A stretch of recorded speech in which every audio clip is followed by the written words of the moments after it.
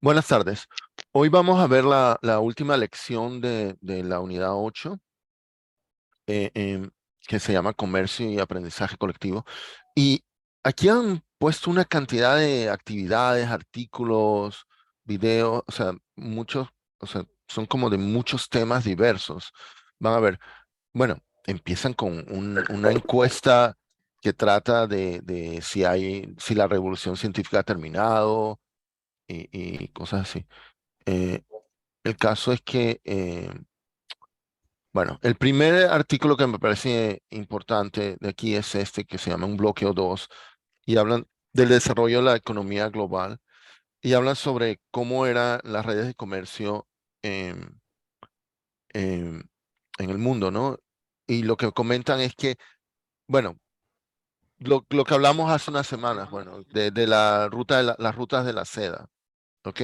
Existían las rutas de comercio entre, bueno, el lejano oriente, o sea, el este de Asia y Europa, y bueno, y todos los sitios en el medio, ¿ok? Y con el norte de África también, al menos. Entonces, bueno, aquí comentan que Una eso pregunta, Víctor, le dio una gran ventaja a Afroeurasia. Dime, Arturo, por perdón, favor. ¿te está cortando mi audio solamente o también el de los demás? Yo digo bien. Yo también Ah, oigo bueno, bien. a mí se me Déjame. corta. Mi velocidad de internet está muy bien ahora. Es como 90 megabytes por segundo. Ok, esto, ese comercio, bueno, eso lo comentamos cuando vimos la ruta de la seda. Bueno, y es algo que Jared Diamond ha comentado varias veces en los documentales que han estado viendo, que ese comercio, ese intercambio de ideas, de incluso gérmenes, les dio una gran ventaja cuando después se encontraron con otros. Ahora, este artículo, algo que he notado, tiene una cierta tendencia, digamos, a centrarse en Estados Unidos, ¿no? Porque habla de cómo pasamos de Colón a las 13 colonias estadounidenses. Pero bueno, pero el artículo tiene cosas sobre el comercio transatlántico y transpacífico, ¿ok? O sea, en el transatlántico, bueno, de España al Nuevo Mundo venían todas estas cosas, del Nuevo Mundo a España iban más que nada oro y plata, y bueno, después tabaco, azúcar. Pero con el Transpacífico, que alguna vez, no sé si todos ustedes vieron el video sobre eh, la plata, que mostraba cómo de Perú llevaban a México. Bueno, la plata que venía de Bolivia, bueno, la que ahora es Bolivia, la llevan al puerto de Callao en Perú y luego a México, a Acapulco y de ahí a Filipinas. Y luego traían de Filipinas eh, eh, eh, seda y otras cosas. O sea, hubo un intercambio de plata y seda grandísimo. Y de esa época viene, ahora se me acaba de ocurrir mencionarlo, han oído hablar de el real eh, español, que era como la primera moneda, déjame buscar, global,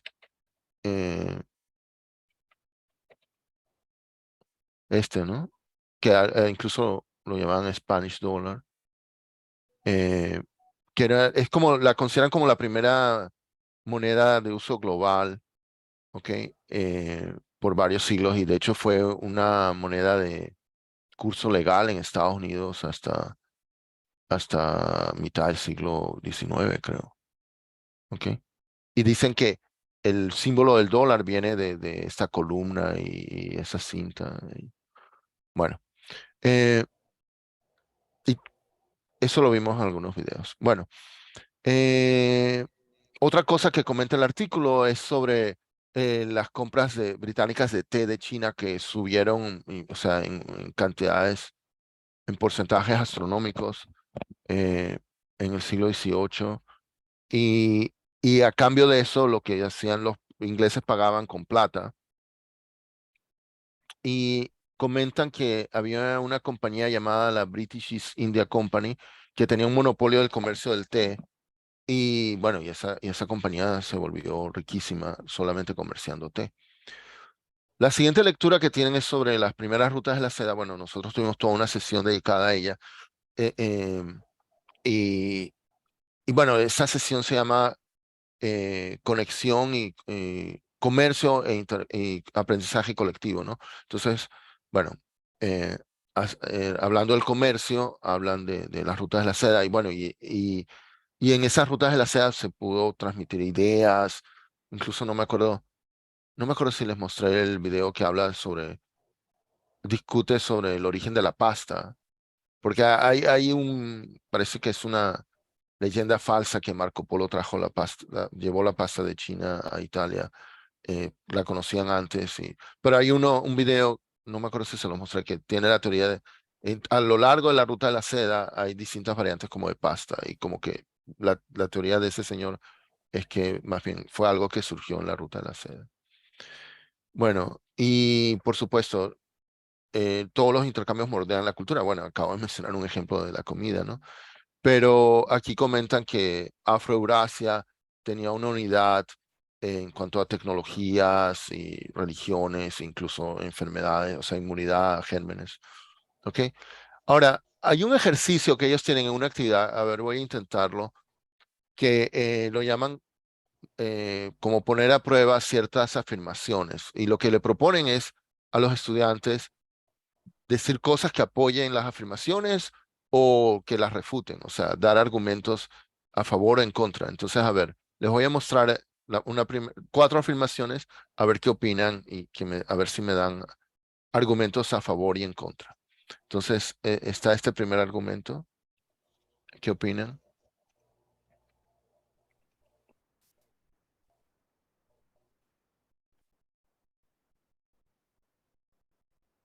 Piensan que, acuerdo. ajá, dime, Jorge.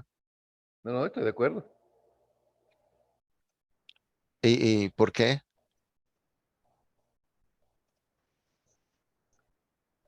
Bueno, porque no, es decir, el imperio mongol, bueno, déjame leer bien lo que dice ahí. As the Mongol Empire, Islam expanded and established control over portion of trade and prosperity. Claro, porque parte de lo que ellos hacían al expandirse era ir buscando mecanismos de generar bienestar para ellos, fundamentalmente, aunque cuando causaba malestar para los invadidos, por supuesto. Pero todo lo que impulsa allí es el buscar el bienestar el invasor busca el bienestar de él, pues, por supuesto. Lo que pasa es que no toma en cuenta el bienestar del entorno. Bueno, algo que dicen aquí es como que en esas zonas que ellos dominaban había paz. Algo así como lo que llaman la paz romana. Bueno, supongo que había la paz mongólica o la paz eh, Ah, eh, o, eh, la, eh, o la paz rusa en este islámica. momento. Bueno, o La sea, paz rusa. no, no, no, no. Bueno, ya va. Aquí estás siendo irónico acerca de la guerra con Ucrania. No, no, no, no, no. Los rusos piensan que Putin es el protector de la paz. Ellos tienen ese concepto de paz. Ok. Me he metido mucho en eso. a- a- ok. A lo que me refería era realmente paz, o sea, en el sentido que todos entendemos. Es que cuando hay una zona con mucha paz, entonces la paz ayuda al comercio, ¿no? O sea, eh, eh, permite que haya, bueno, que hayan viajeros de una zona a la otra y que se incremente el comercio, ¿ok? O sea, la estabilidad permite que haya eso, ¿no? Pero, Pero eh, yo no estoy 100% seguro, me disculpas. sí, sí, es que de hecho esa es la idea, que haya argumentos y contraargumentos. Adelante, Bueno, Miro. no digo que sea un contraargumento, pero no estoy seguro porque en particular las invasiones mongólicas eran sumamente devastadoras y la expansión detuvo también el comercio en el Mediterráneo.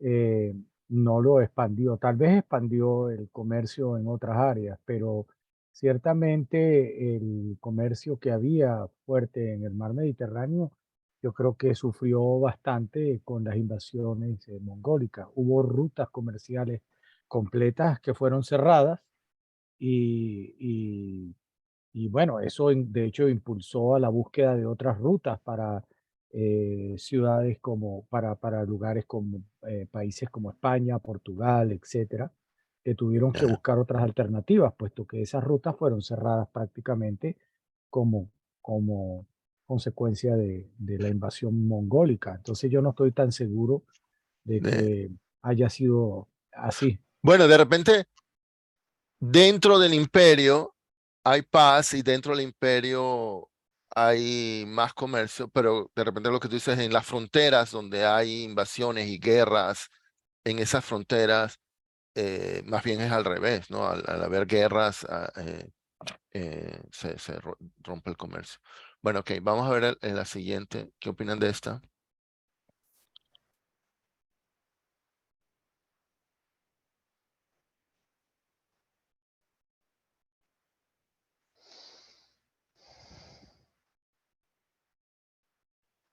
Yo estoy de acuerdo, ¿Estás de acuerdo? estoy de acuerdo, sí. Ujú. Yo no estoy de Sí, acuerdo porque me miro está de acuerdo. ok. ¡Qué Yo buena! ni, yo ni sí ni no, sino todo lo contrario. No, a mí me suena, digamos, a ver, el efecto en esa época fue el tema de el descubrimiento de América en sus diversas facetas e imperios. Obviamente tuvo un costo social y de muertes y tal, pero el resultado final, sí, a mí me suena que tiene sentido eso, pues, aunque a Jorge no le guste, pues. Porque Sí, lo que dice que lo que aumentó no está hablando de otros tipos de prosperidad, está hablando de un Sí, efecto sí. positivo en el En el aprendizaje aprendizaje colectivo. colectivo. Y yo creo que Ujú. sí es cierto. bueno, dice, Sí, sí. en la sociedad, dado que el aprendizaje colectivo creció. Bueno, sin duda, ¿no? Eh, Que yo creo que sí es verdad. Lo que pasa es lo que quizás no estemos de acuerdo es que es aprendizaje de qué. Uno puede Eso aprender sí es cosas buenas y cierto. puede aprender cosas malas. sí, Pues, sí, sí, sí. Pero bueno, nada, definitivamente creo que el principal argumento en contra de esto es lo que Arturo menciona, ¿no? La el tremenda costo, cantidad de el costo. muertes y de la catástrofe, digamos, Sí, pero, o sea, pero para... yo creo que el objetivo, o sea, a ver, el aprendizaje, el incremento, creo que es innegable, si bien el costo, o sea, nadie está preguntando por el costo, que no tuvo costo, no, tuvo un costo, sí, por Sí, supuesto, sí, el sí. genocidio ese famoso y todo el rollo este, el resentimiento latinoamericano sobre el Y descubrimiento, bueno, y tal, y la esclavización claro, bueno, pero eso es parte del a gran resentimiento, escala de africanos, ¿no? O sea, también... claro, claro. Sí, sí, sí. Ok, a ver.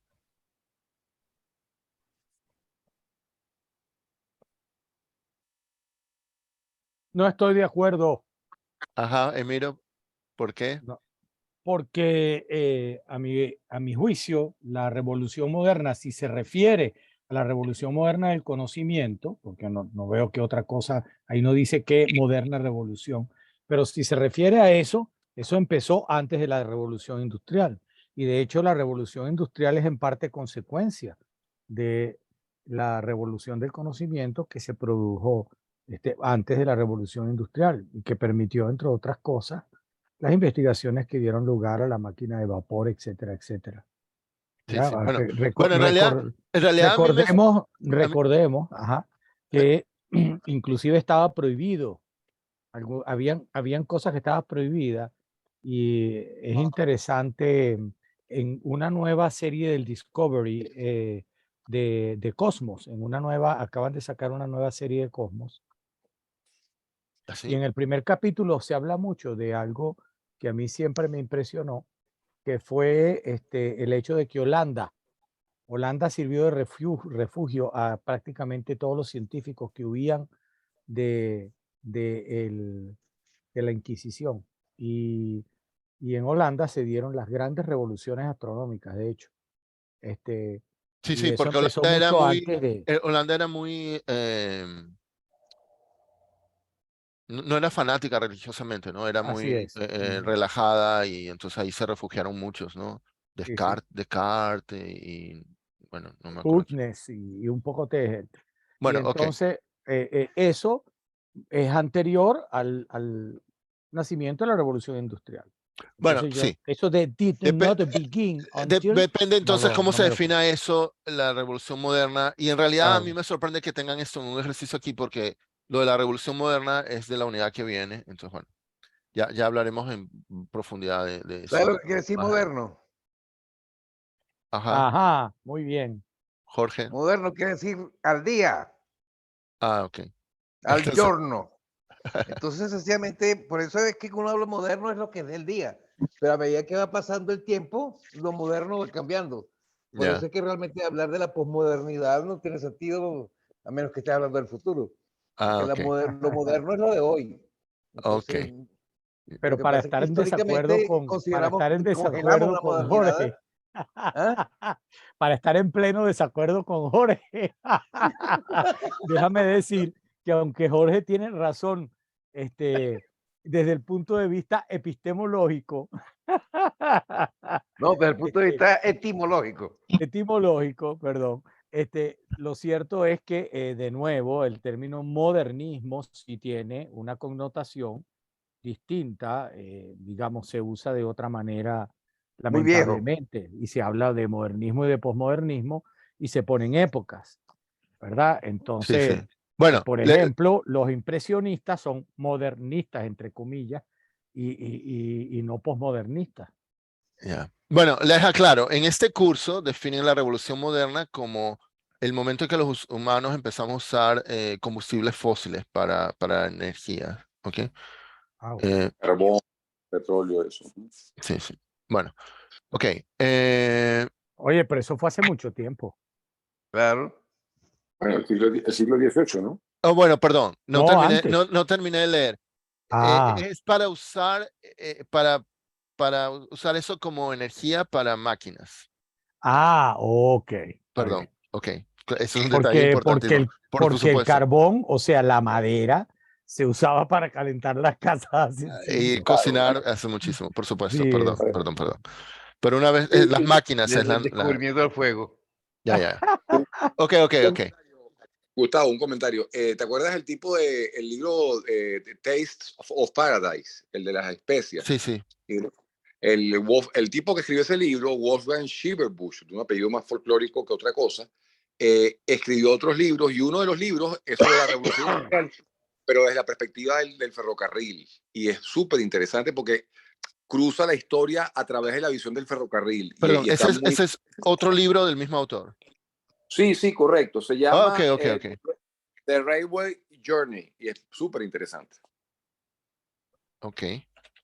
Ok, ¿qué piensan de esta?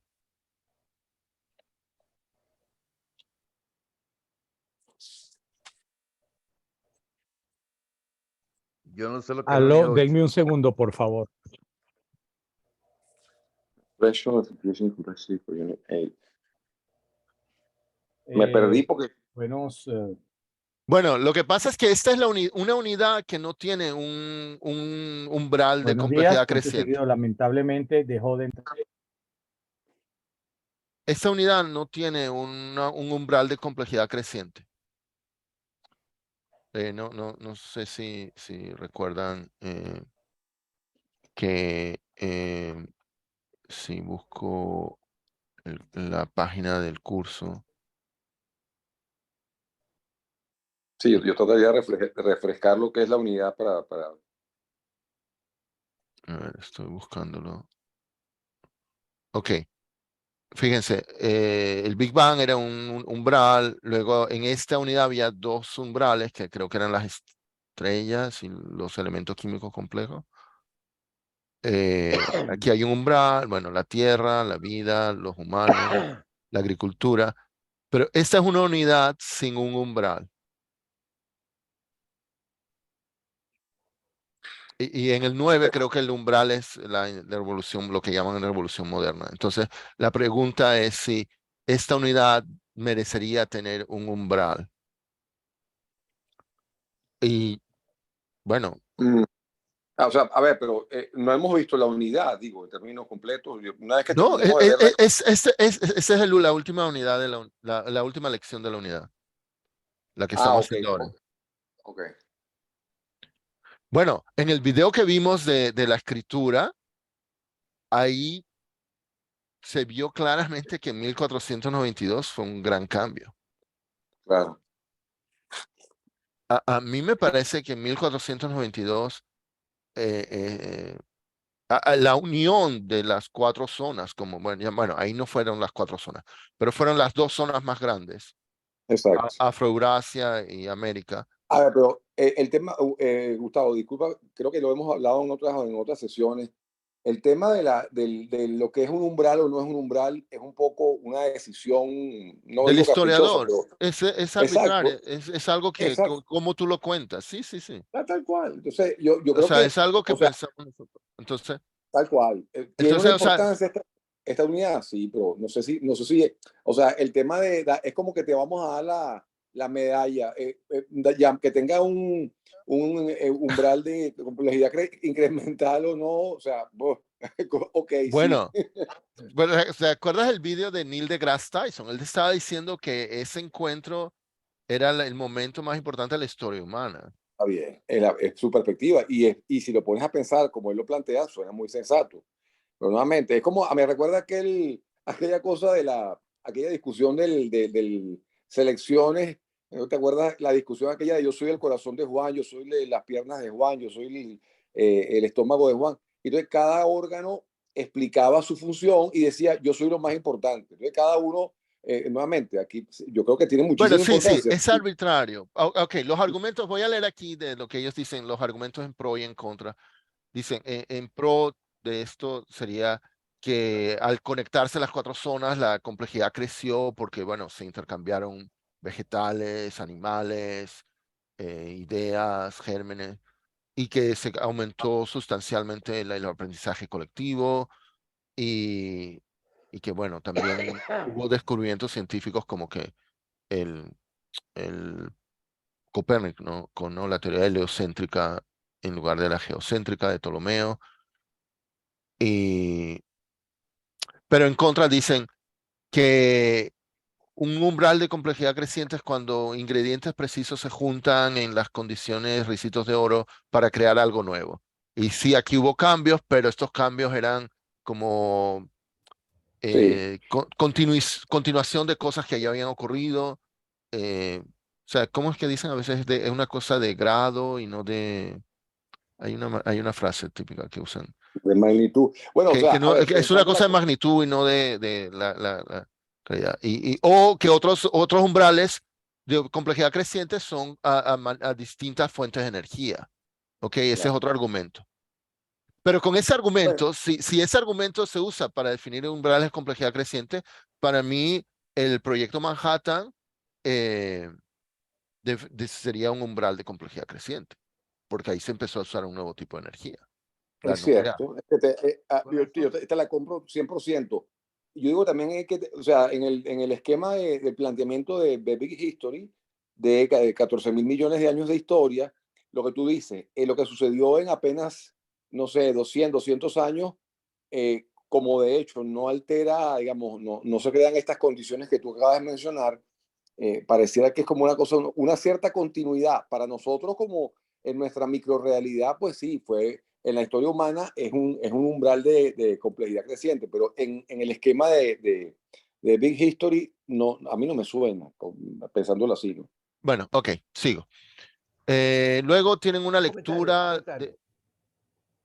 Ajá, Jorge. En el momento en que estamos viviendo, en la modernidad, en el sentido literal, los cambios son tan descomunales que todos estos conceptos de umbrales se difuminan, se hacen absurdos. Porque realmente lo que puede pasar, por ejemplo, lo que pasó con la pandemia, el cambio que ocurrió en el planeta a raíz de la pandemia y la pandemia en sí, eso produce unos cambios mayores que cualquiera de los que se han mencionado anteriormente. Es decir, que nosotros estamos ahora viviendo una época en la cual esos grandes cambios que ocurrieron en el pasado ocurren casi en periodos sumamente cortos de tiempo. Bueno, las implicaciones sociales de la pandemia son enormes, Claro, pero ah, de hecho no estaríamos reunidos aquí si no fuera por la pandemia. Claro, claro. Porque la pandemia nos acostumbró a hacer videollamadas y hacer cosas como la... correcto, sí, pero eso es un cambio, ¿no? ¿O Sí, no es un sí, Sí, sí, cambio? pero sí, a por ver, Ah, supuesto. ok. por Sí, supuesto, claro, sí, sí, pero a sí. ver, O sea, yo eh, eh, regresando al argumento de lo que llaman ellos umbrales de complejidad incremental o creciente, yo creo que ciertamente, si bien nadie puede cuestionar la importancia de lo que hemos estado viviendo, por hablarlo de la pandemia o lo que sucedió en este periodo de expansión e interconexión, es innegable la cantidad de cambios significativos, lo que dijo Neil deGrasse y demás, pero que eso sea bajo la definición de un umbral de complejidad creciente, un umbral de complejidad creciente propio, a mí me suena que no tiene mucho sentido. O sea, bueno, tomando es la... que todo depende de cómo definas el término, ¿no? Así como Claro, claro, si defines claro, revolución moderna de una manera o de otra, depende. Entonces, ¿cómo defines de umbral de acuerdo. complejidad creciente? Y si aquí estoy leyendo entre las posibles respuestas, una definición es que tiene que ver con la manera en que las fuentes de energía que los humanos usamos, que dicen que en esa época no cambió las fuentes de energía que usamos. Con la agricultura sí cambió, fue como una revolución energética biológica, Ujú. digamos, y con la revolución industrial sería como una revolución energética química. Pero, pero bueno, ok. Sigo porque hay un montón. Yo creo que lo que procede es a aplicar la teoría de complejidad de algoritmos para manejar este concepto de complejidad creciente. Bueno, te puedes meter, hay unos debates entre la comunidad de Big History acerca de cómo definir eso. Bueno, la otra vez, hace tiempo les enseñé que de hecho Fred Speer, el papá de Big History de la Universidad de Amsterdam, a él no le gusta el concepto, o al menos no le gusta como David Christian lo ha hecho en el OER Project, este concepto de umbrales de complejidad creciente. Pero bueno, ok, les sigo mostrándoles el material del curso. Luego hay un señor que viajó por la ruta de la seda y tiene sus fotos de su viaje. Bueno, aquí solo les muestro. eh, que bueno, compara la ruta de la seda con internet.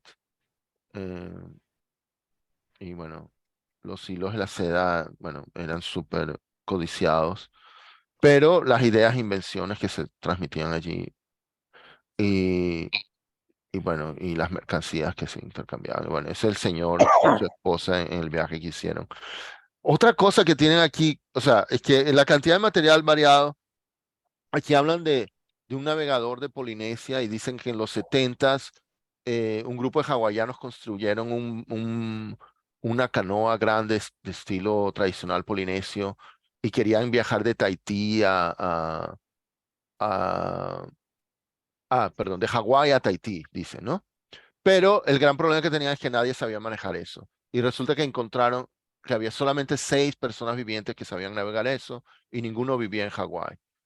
Y solamente uno de los 6 estuvo dispuesto a contarles los secretos de cómo navegar estas naves. Y él fue, bueno, y dicen, era uno de ese conocimiento se pasaba oralmente por miles de años. Y bueno, él fue y los ayudó y completaron el viaje en un mes, en el 76, y demostraron que los antiguos polinesios, navegantes polinesios podían hacer estos viajes. Bueno, y tienen otro documento acerca de este señor. Luego, bueno, hablan del movimiento agrario africano. Aquí hablan de la tardía agricultura en el centro y sur de África, que normalmente lo vemos como, digamos, un retraso, pero, bueno, aquí comentan que había culturas africanas, pues, digamos, en el siglo XI, mencionan una, pero, y aquí mencionan otras, culturas precoloniales, pero como termina el artículo me parece súper interesante, porque dice, en el arco fértil, o sea, o el creciente fértil, muchas culturas quedaron atrapadas. ¿Se acuerdan cuando hablábamos de la trampa de la agricultura, no? En cambio, en el centro y sur de África, no necesitaban, porque simplemente con el forrajeo, o sea, con la recolección de comida, tenían suficiente. O sea, no les hacía falta la agricultura. Y bueno, eso después resultó ser una desventaja cuando vinieron a invadirlos, ¿no? Pero el artículo termina comentando que con una visión de largo alcance de 10.000 años, eh, durante gran parte de los últimos 10.000 años, una de las mejores zonas para vivir para los humanos era el centro y sur de África. No tenías que fajarte con agricultura y no había tiranos que te oprimieran. Pero bueno, pero los últimos 500 años son tristes y pesimistas, ¿no? Pero bueno, ojalá que eso mejore. Entonces, bueno. Luego, hay una actividad que pide a los estudiantes elegir un artículo de uso diario y tratar de averiguar de dónde vienen las materias primas, de qué pasos se usan en la producción de eso, qué energía se necesita para producir eso, qué transporte, etcétera. Bueno, en lugar de hacer esto, voy a mostrarles un video al respecto.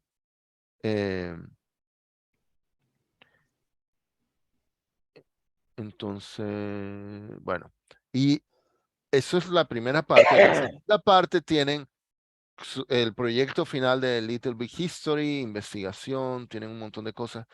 Bueno, solamente uno que me llamó la atención, una crítica que yo le tengo a Big History, casi no tienen historia y matemáticas, y resulta que en esta lección tienen algo sobre historia y matemáticas. Perdón. Antes de lo de Al-Khwarizmi tienen algo de cómo la interconexión ayudó al aprendizaje colectivo y, bueno, y al surgimiento de la ciencia, ¿ok? Pero de Al-Khwarizmi tienen este artículo que, bueno, que cuenta sobre sus logros, sus grandes logros. Bueno, como saben, la palabra algoritmo viene de Al-Khwarizmi y una de sus obras tiene el nombre Al-Jabbar. Yo tengo una edición eh, de su libro. Eh, bueno, ¿por qué no se los muestro un instante?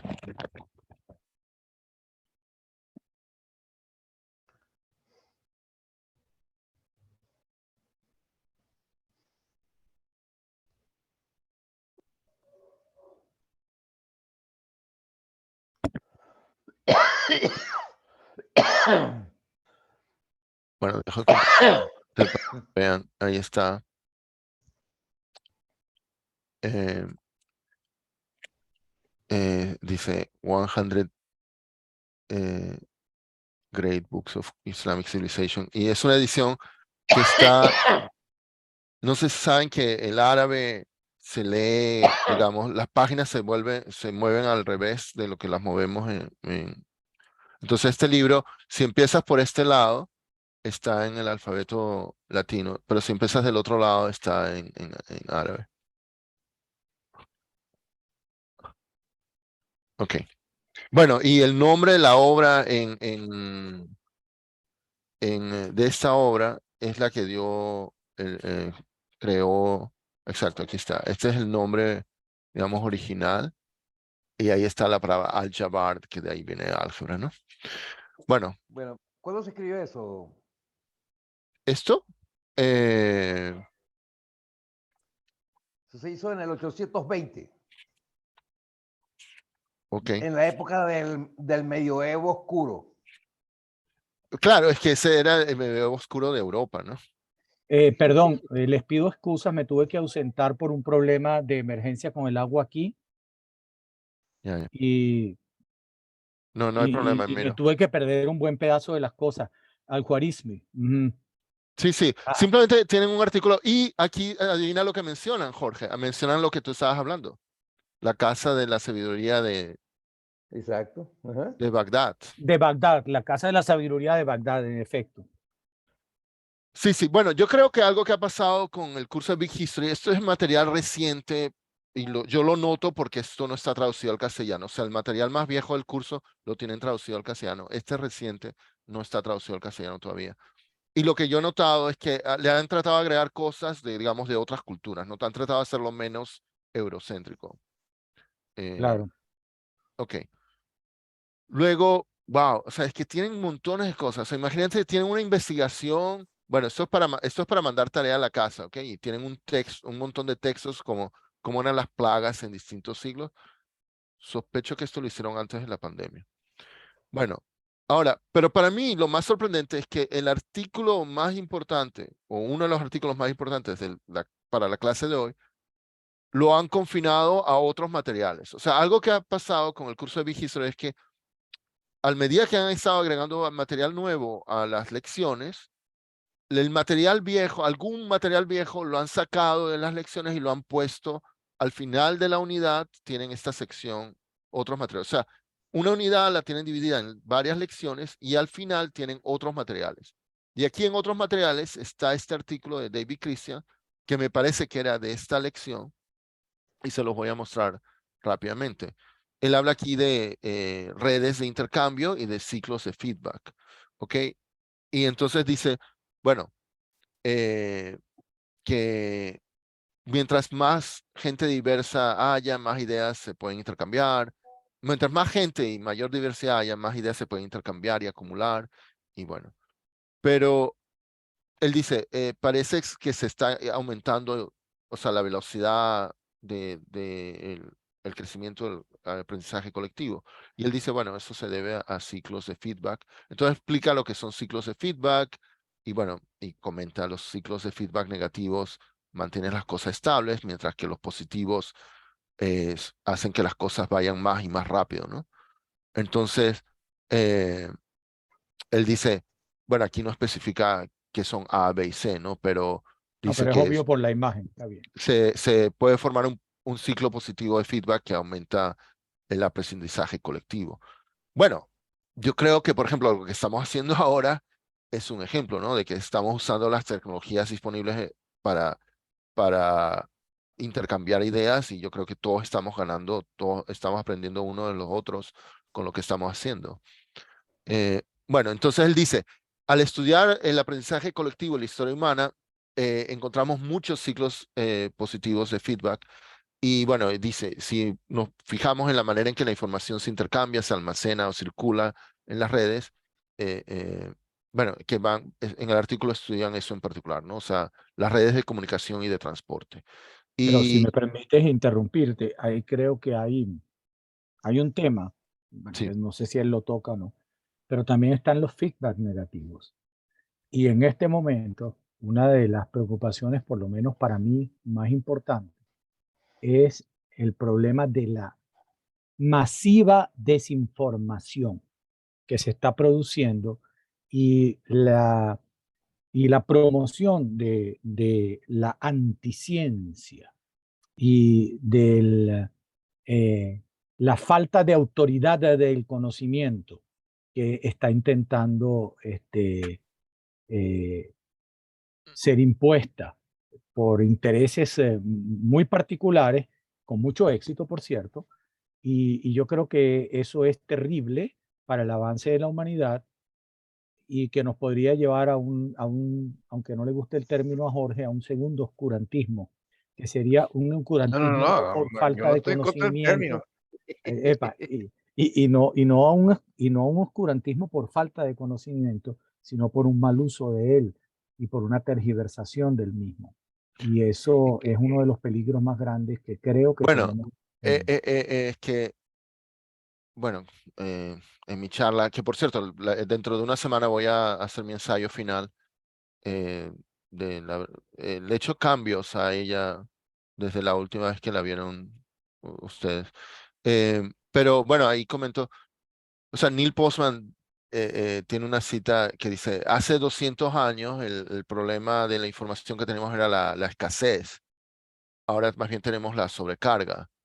Entonces, bueno, cuando había escasez era cómo lo movía. Ahora, o sea, ahora tenemos otro problema, ¿no? Eh, y bueno, sí. Lo que llama Pablo diabetes informáticos. Ujú. Bueno, y bueno, bueno, los educadores hacen lo que pueden al respecto, ¿no? Y bueno, yo estoy haciendo mi granito de arena en lo que puedo. Eh, el caso es que, bueno, él comenta aquí sobre, bueno, todos sistemas de comunicación y de transporte y cómo. Pero bueno, es un artículo súper corto, ¿no? No entra en Mm. profundidad en muchas cosas, ¿no?